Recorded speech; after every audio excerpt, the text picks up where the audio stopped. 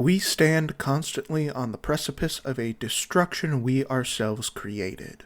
From the hands of ancient gods we were born for a task we failed to do. And only after these great horrors exhausted their own resources were we able to gain the momentum necessary to conquer the stars. After this, then what?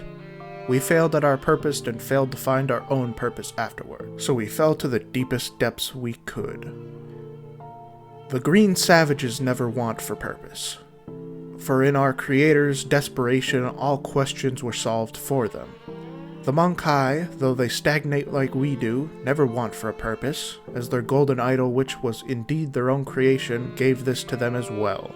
Even the very youngest races sought to answer this question before expansion, as the greater good drives all they do. As for us, who were so great in the sea of stars, our purpose was forgotten. We conquered first and asked questions later, and never bothered to answer that question which seemed so minimal at the time. But woe is us, for we were not without purpose despite ourselves, as from the deepest of our debauchery a yet-to-be-born god dared to answer what we forgot to answer. Yeah, time for some real sad boy hours. Hello everyone, and welcome back to Tier Girl Telepathica, where this week we'll be taking a good look at the kings and queens of hubris, the Eldar, what they are, how they fell, and what they've done since then, and a bit about the splinters of their faction. The Eldar are one of the most ancient races in the 40k timeline, much like the Necrons of last week, though slightly younger, as the Eldar themselves were actually a creation of the Old Ones to fight the Necrons. Yes, these guys are a completely engineered race, one that was made in much less stress than the Orcs, given the fact that they, are entirely complex in themselves. They were the very first race created by the Old Ones to stop the star-eating Skynet, and the juxtaposition between the Orcs and the Eldar give us actually a pretty nice look into the mentality of the Old Ones at the time. Unfortunately though, the Eldar do end up failing at this task.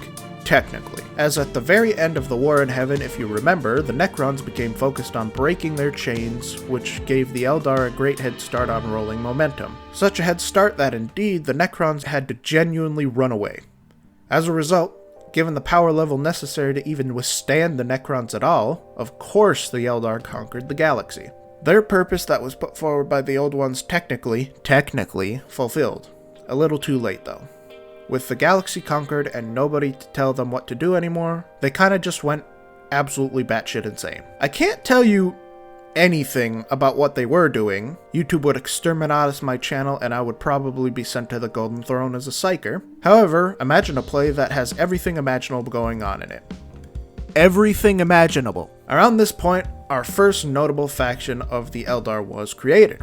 Seeing the absolutely positively abhorrent things the Eldar were doing simply because they could, the Eldar Exodites said, yeah, this can't be good, and left, swearing off everything to do with the Empire, which ended up meaning casting away most of the technology they had and instead making friends with dinosaurs. And they started strapping guns to them. Why are these guys not a faction on the tabletop yet?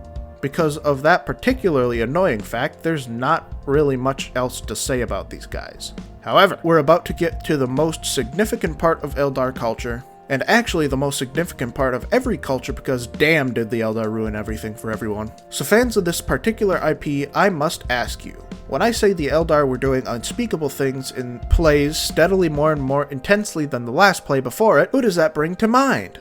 No, it's not Erebus, this isn't about them, it's Slaanesh!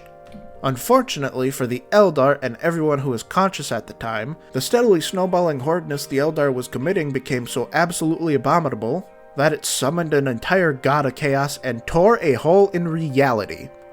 At this point, 9 out of 10 Eldar were consumed entirely, and almost every god of the Eldar was consumed by Slaanesh, with just a couple of notable exceptions.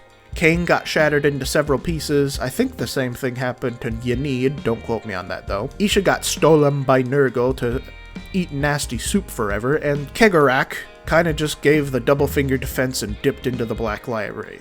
Because it's funny. This finally brings us to the next notable factions of Eldar, with these ones being ones that you can play on the tabletop. First up, we'll rewind to slightly just before Slaanesh was summoned. For some reason, having a change of mind, the Craftworld Eldar decided to go off much like the Exodites did, making these massive world ships and heading out into the stars to live separately from the degenerates on the planets below.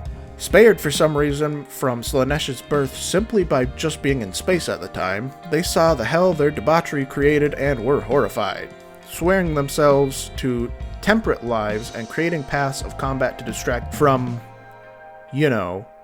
that.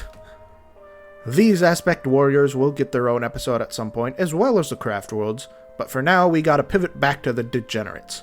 These particular degenerates only being spared because they were in the webway at the time, and as a result were further from the warp than anyone in the physical realm, narrowly dodging the consequences of their actions, and because they're exactly like the other 90% of the Eldar race at the time, to cope with the feeling of Slanesh watching them like a hawk, they continued doing exactly what they were doing.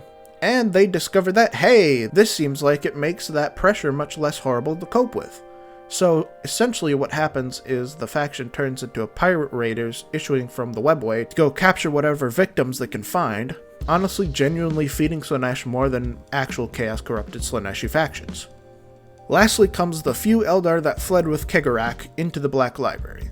Kegarak is a rather interesting character because he sort of works on cartoon logic, and by no means is he a major chaos god, but he has the ability to steal Eldar souls away, saving them from Slanesh, simply because it's funny. As a result, given this is a literal, genuine way out of the horrible hell the Eldar created for themselves, these Eldar pledged themselves to Kegarak, becoming the Eldar Harlequins. The Harlequins were essentially the equivalent of the Custodes for the Eldar, not being many in number, but being absolutely positively fucking cracked at combat, just so they can essentially play a part in a stage play set up by Kegarak about the history of the Eldar, except the stage is essentially just the entire galaxy sometimes. And lastly, for the larger factions, we have a rather interesting one, being essentially what the agents of the Imperium once were, the Ynnari. The Ynnari, as you can probably tell, are the Eldar dedicated to the shards of the God of Death, and are actually an extremely young faction both by real-life standards and Eldar standards. The Ynnari, led by Yvraine, discovered that Kegarak isn't the only god with the power to free Eldar from the clutches of Slanesh. Even in their broken form, Ynid can cleanse the Eldar souls through this odd cycle of death and resurrection. These are probably my absolute favorite faction of the Eldar, which is sad for me because they were shelved faster than the goddamn Harlequins. Though with recent lore, something rather important to their story has just resurfaced in the galaxy once more, so we'll just have to wait and see where that goes. And with that, that's the introduction to the Eldar. There's still plenty to talk about for pretty much every single mentioned point through this entire video, so expect another video on all of them at some point in the future. I hope you're all having a great Pride Month, as well as a great day. Thank you so much for watching, and I'll see you next time.